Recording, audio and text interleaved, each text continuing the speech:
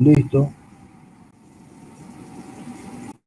Buenas tardes, alumnos, y con las disculpas del caso, problema de mi máquina o de mi conectividad acá en Posadas, así que, bueno,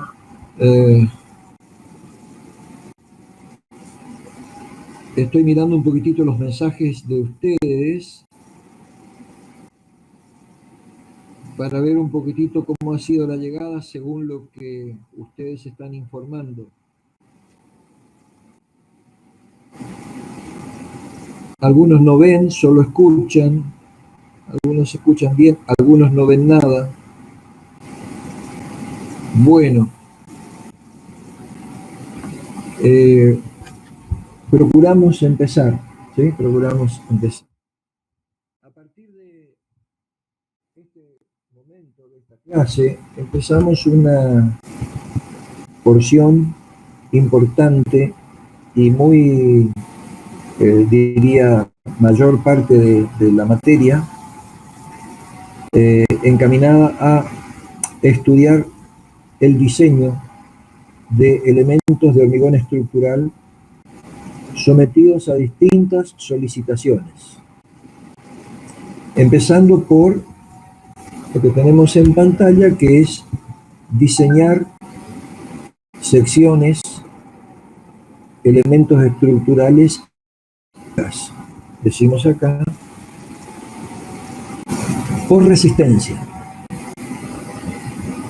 a flexión. Y el diseño por resistencia en realidad alude a los estados límites últimos. En nuestros encuentros anteriores habíamos hablado de estas condiciones que se establecen como el límite entre falla y no falla de una sección, de un elemento estructural, y la diferenciábamos de los estados límites de funcionamiento o de servicio, que vamos a ver con un poco de detalle hacia el final del curso. Entonces empezamos con el diseño por resistencia a flexión, que contempla un estado límite último, el estado límite último de resistencia a la flexión. Esto va a ser aplicado directamente a vigas, pero inmediatamente las secciones de losas reciben el mismo o parecido tratamiento. Como en todos los capítulos que vienen de aquí en adelante, hay dos partes fundamentales en la exposición. La primera parte es hablar, comentar sobre el comportamiento, en este caso la flexión, de y una segunda parte que está orientada a decir o a explicar el cómo hacemos, el cómo se hace operativamente para diseñar o calcular y hacer verificaciones de diseño para elementos de viga según las prescripciones del reglamento CIRSO.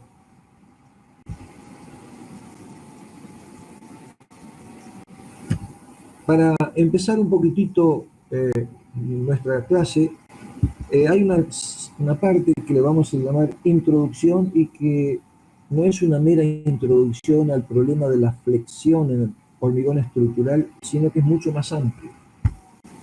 Lo que ustedes van a leer en esta primera página que tienen del capítulo 4, parte de lo cual lo tienen en pantalla,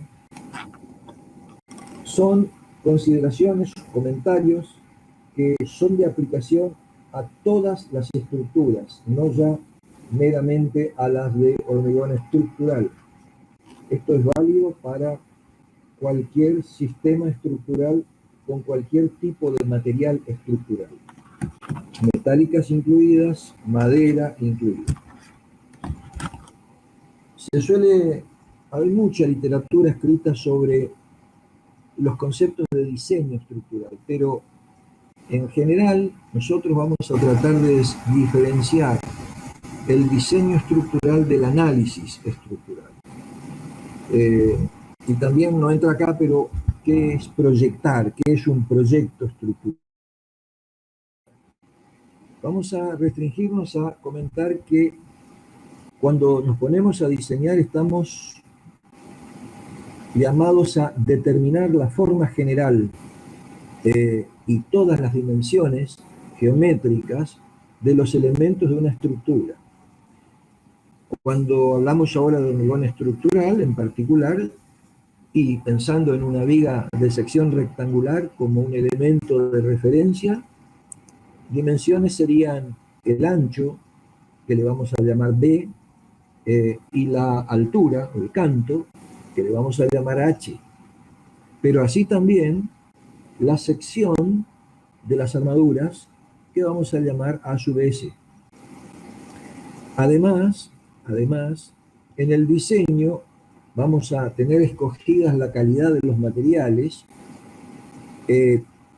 y combinando convenientemente estas cuestiones vamos a comparar la propuesta de adopción de materiales de sistemas de dimensiones con las demandas que se van a plantear.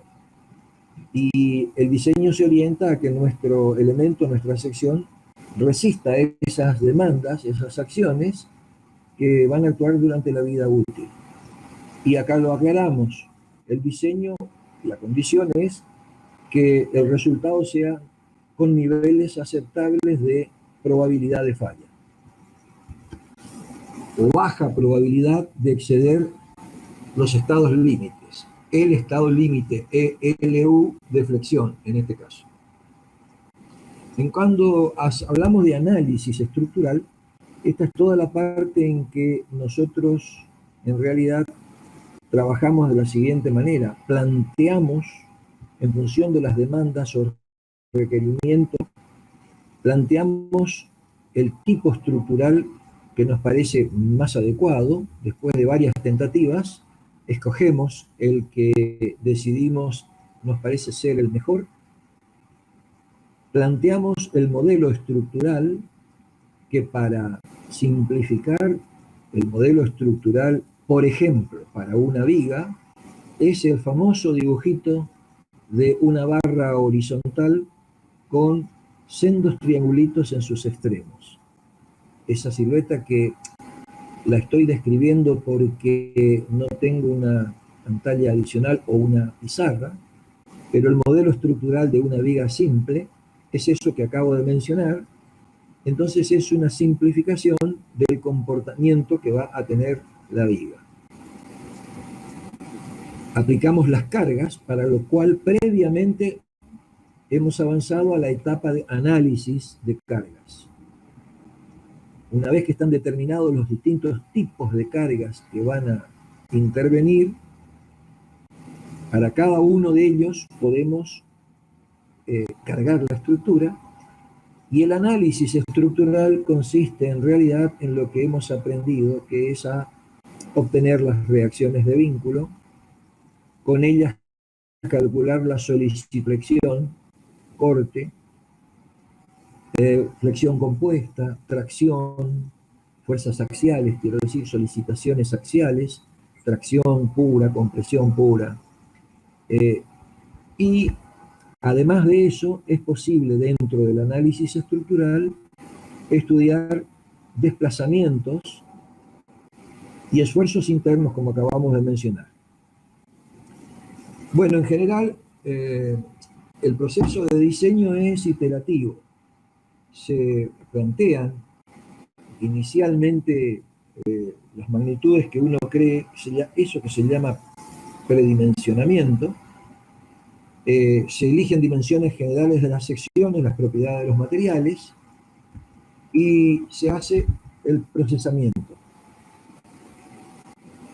Si hace falta, después que obtenemos los resultados, hacer ligeras modificaciones, no cambiamos nada y seguimos adelante con nuestro proceso. Pero si es necesario provocar cambios porque llegamos a un punto de convencimiento de que estamos con un predimensionado muy excesivo o muy exiguo, necesariamente tenemos que volver para atrás y replantear de nuevo el proceso. Bueno, el proceso suele ser iterativo y eso es en definitiva lo que seguramente iremos haciendo en las aplicaciones, principalmente de la práctica. Bueno, vamos a hablar del diseño por resistencia aplicado a vigas. Primero de hormigón armado y enseguida con el caso de vigas con armadura de pretensado. Entonces, vamos a hablar ahora de las hipótesis de diseño. Hipótesis de diseño a flexión. En realidad vamos a tratar con materiales que tienen un comportamiento lineal solo parcialmente. En el caso de los aceros, un rango de comportamiento elástico cuando están sometidos a tensiones y deformaciones. Hay una vinculación lineal entre ellas en un rango que va hasta prácticamente el límite elástico, pero que a los efectos del diseño nos va a quedar determinado por la tensión de fluencia. A partir de ahí, los aceros dejan de tener comportamiento lineal y entran en su zona anelástica.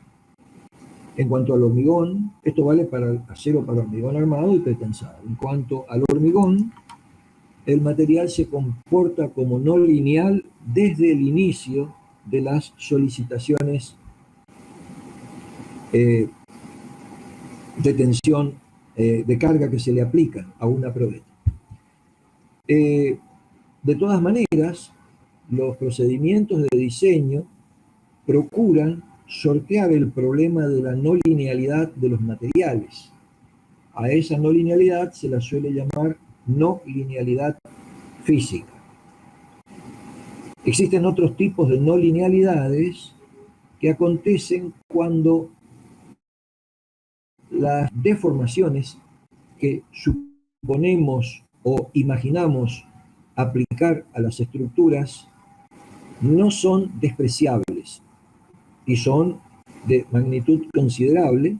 En ese caso se pierde la linealidad que se suele adoptar. Las ocasiones son pequeñas en orden de magnitud en que se pueden aplicar hipótesis de linealidad y se puede avanzar con el análisis estructural de tipo lineal. Entonces, a esa no linealidad, cuando los desplazamientos o las deformaciones pasan a ser considerables y nos apartamos de las hipótesis de la linealidad, estamos en no linealidad geométrica. Bueno, la complejidad del problema de la no linealidad es abordada con las mejores herramientas en los proyectos de investigación, pero los reglamentos en realidad no pueden dejar a la práctica de la ingeniería ese tipo de complejidades, y entonces se adoptan una serie de hipótesis simplificativas que permiten a los ingenieros operar y realizar sus cálculos de una manera simplificada, pero con grados de aproximación aceptable. Eso hemos querido resaltar porque en realidad debemos tener siempre presente que estamos trabajando con modelos estructurales simplificados. Los modelos tienen simplificaciones y esta ya es una causal de incertidumbres respecto del comportamiento real de las estructuras. Bueno, empezamos a contar un poco las hipótesis en que se basa el diseño a flexión. El diseño a flexión se va a considerar en una situación que se conoce como, vamos a configurar, vamos a la estructura está cargada de manera tal que una sección o más secciones están en situación de falla. Por ahora, imaginemos, concentrémonos en el caso de en el centro del tramo. Ya sabemos que en general se van a producir las máximas solicitaciones de flexión.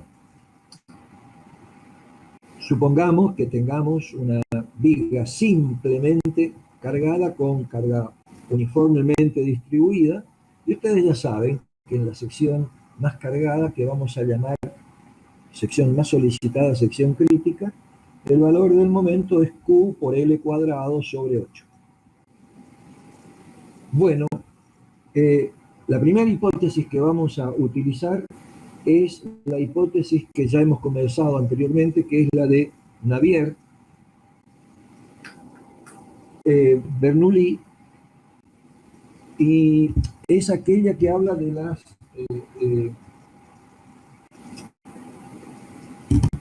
que las deformaciones que recibe la sección por la solicitación de momento se adecuan a un plano. Quiero significar, las secciones transversales que estaban planas antes de aplicar la solicitación se deforman manteniéndose configurando un nuevo plano de deformaciones que rota alrededor del eje neutro. Ese plano de deformaciones acontece no solamente para las cargas de servicio, sino que si se lleva la pieza directamente hasta la rotura, hasta provocar su fallo en un ensayo de laboratorio, se acepta que la hipótesis de las secciones planas se mantiene, aunque rigurosamente esto no sea del todo cierto. ¿Por qué es importante esta hipótesis? Porque permite determinar todas las deformaciones y, consecuentemente, las tensiones en el hormigón, las tensiones normales, que actúan en la zona comprimida de hormigón y en la zona traccionada de hormigón y acero. Zona traccionada es lo que queda por debajo, en este caso, del eje neutro. Zona comprimida, lo que queda por encima de él. Bien, eso nos va a permitir, mostrando en esta diapositiva, para no ser tan conceptual, la hipótesis de conservación del plano después de producida la deformación está dada por este plano, que permite relacionar esta hipótesis simplificativa, que es una hipótesis de linealidad, permite relacionar todas las deformaciones por la situación de que estamos trabajando sobre triángulos semejantes, y eso permite relacionarnos deformaciones. Las deformaciones, este es un diagrama de deformaciones, en cualquier fibra son proporcionales a la distancia que hay hasta el eje neutro. En el eje neutro, deformaciones nulas por definición. A medida que subimos con las fibras, crecen las deformaciones linealmente. Eso tanto en zona de compresión como en zona de tracción.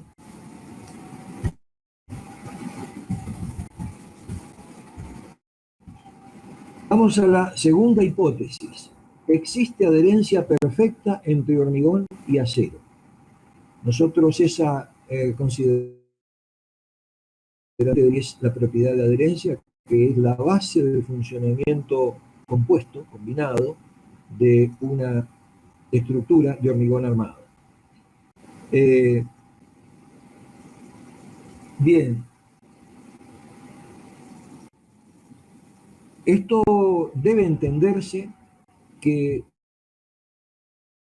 las situaciones que experimenten las fibras a la altura de las armaduras, deberá entenderse que es la misma deformación que experimenta el hormigón que envuelve, que está a la altura de esas de ese baricentro de las armaduras.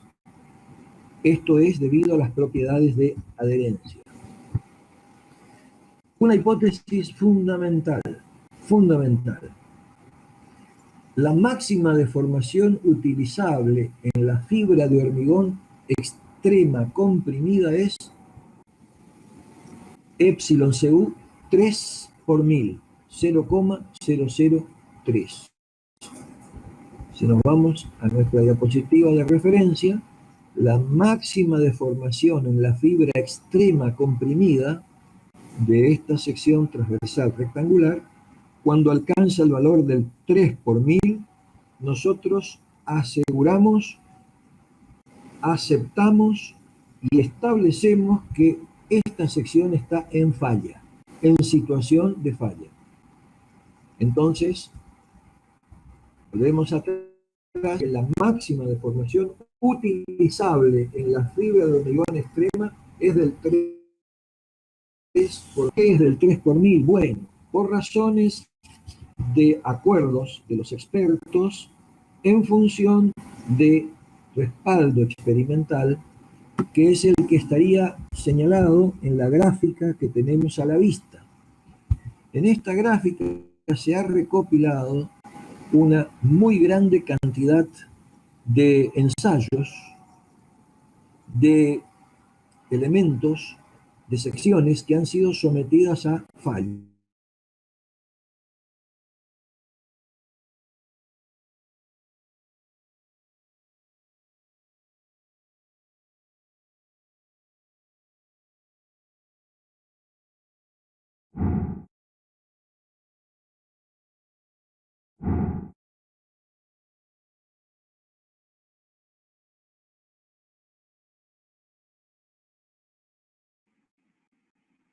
Ingeniero.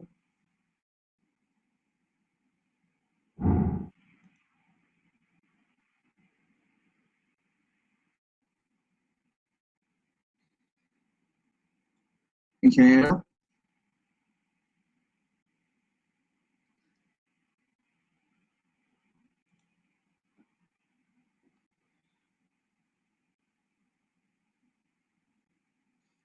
Ahí le llamo al ingeniero para ver qué onda.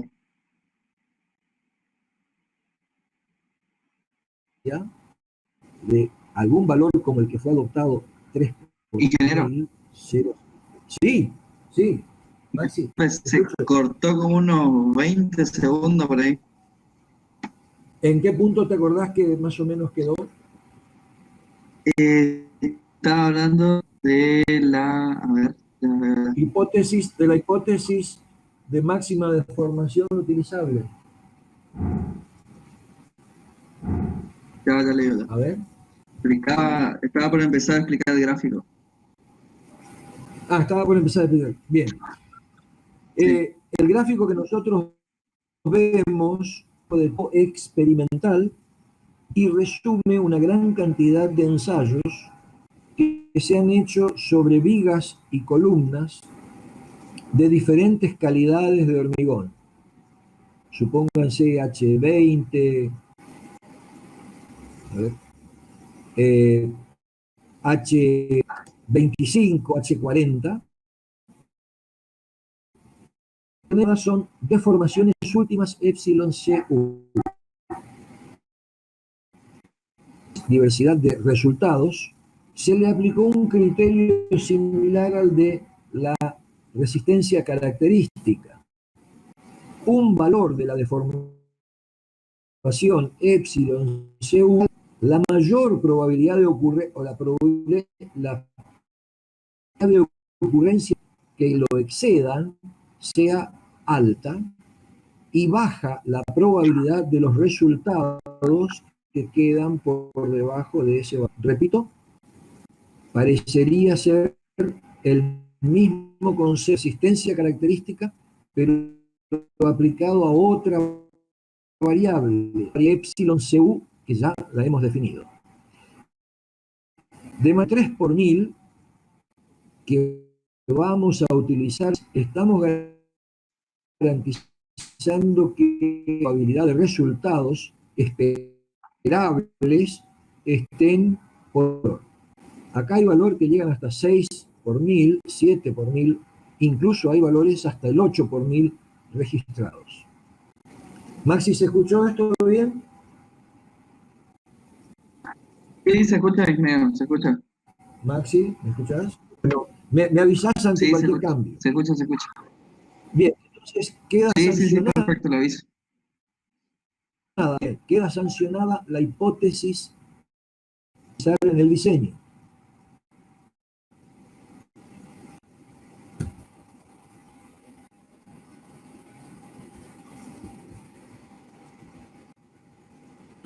Bueno, otra hipótesis. Relaciones constitutivas para los aceros. Ya saben ustedes que relaciones constitutivas son las gráficas, funciones o expresiones analíticas, matemáticas, que vinculan tensiones con deformaciones. Entonces, vamos a empezar por el acero pasivo, acero de refuerzo pasivo, así lo va en adelante el acero para hormigón armado, puramente hormigón armado. La ley constitutiva simplificativa de la real que tiene el material acero es la de un tramo lineal recto hasta la tensión fluencia de ese material y después una constante con deformación ilimitada. No se establece ningún límite para la deformación. ¿Qué es esto? Es un modelo simplificado, se llama modelo bilineal de comportamiento del acero pasivo, que tiene como parámetros fundamentales el modelo bilineal para acero pasivo. Ustedes ven que lo estoy marcando acá como la pendiente de la recta, del tramo recto, módulo de elasticidad ES 200.000 megapascales, y FI tiene el valor que establece la calidad del acero, que en general utilizamos el ADN 420, en general. Y 420 megapascales es precisamente la tensión nominal o especificada para los aceros ADN 420. En correspondencia con este FI hay una deformación de fluencia, de inicio de la fluencia, que no está marcada aquí, pero que es el puntero.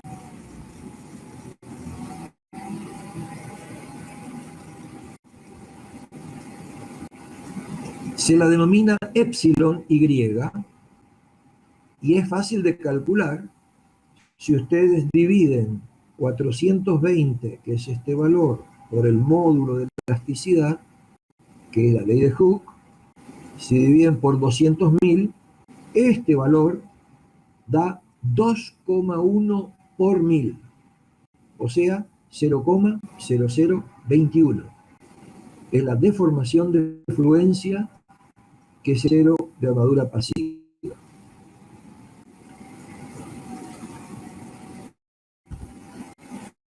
Bueno, eso es lo que tenemos dicho acá.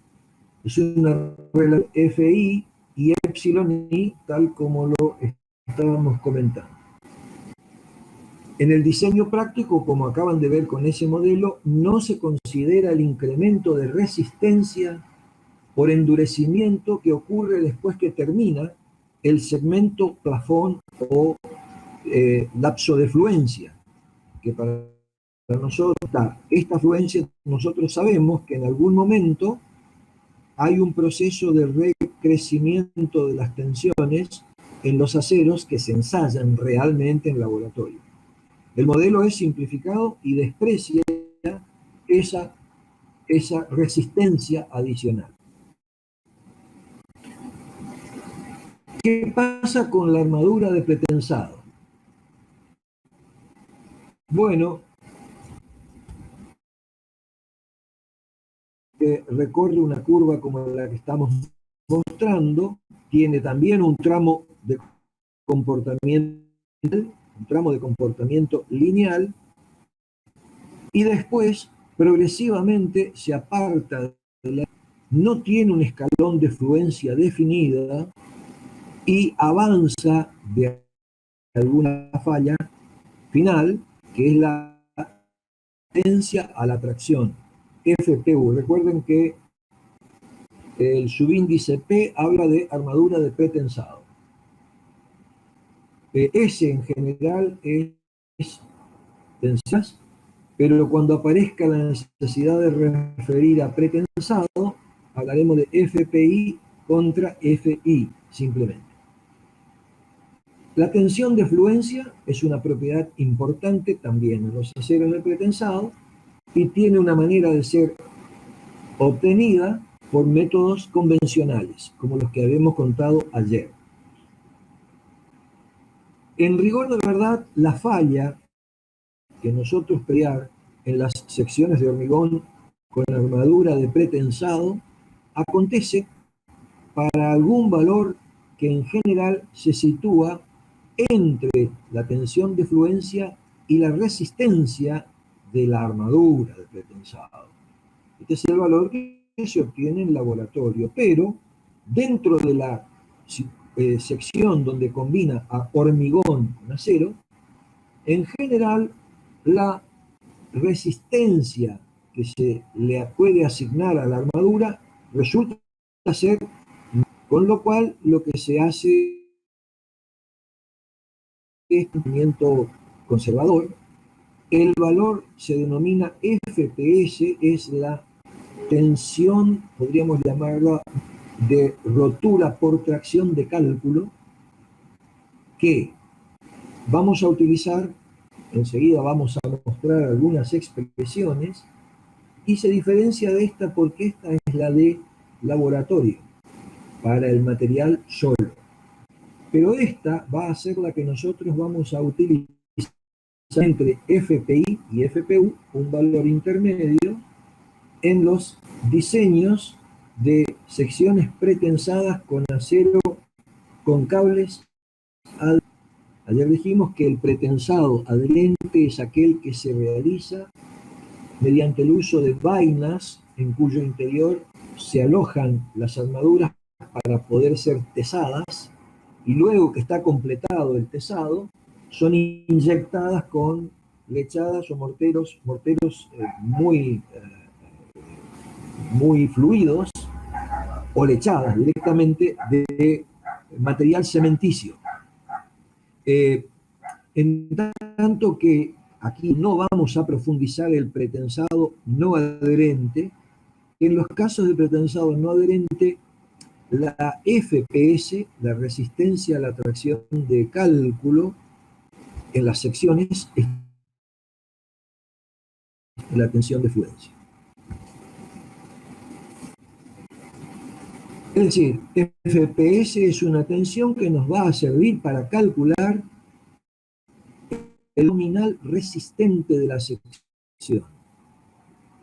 Le vamos a llamar momento nominal resistente a aquel que proveen las tensiones internas dentro de la sección en respuesta a las demandas que provienen de las solicitaciones exteriores, las que producen las cargas exteriores.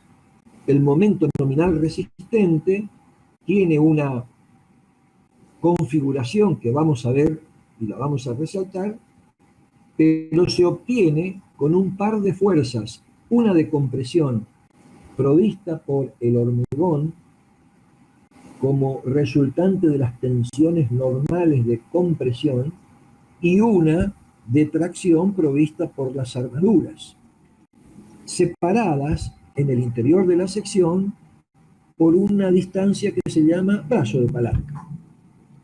Entonces, la fuerza de tracción provista por las armaduras se va a multiplicar por el área de la sección de armaduras, y eso va a servir para evaluar el resistente de la sección, como vamos a ver enseguida. Esa era la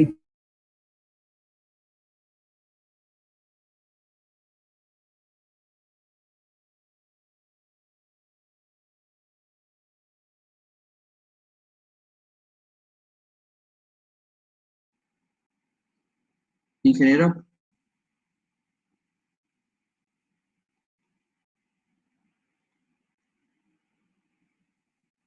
se cortó, parece.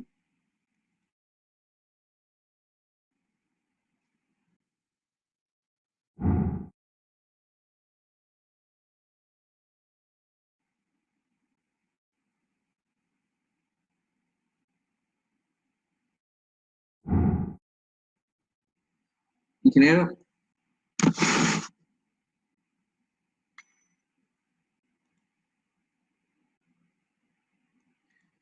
vamos a ver, no responda. No se le escucha.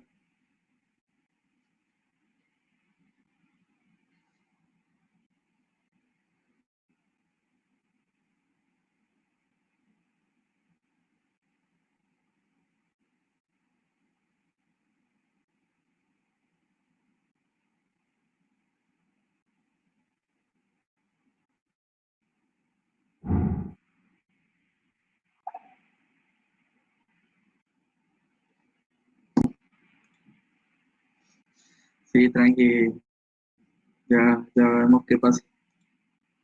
Ya les aviso.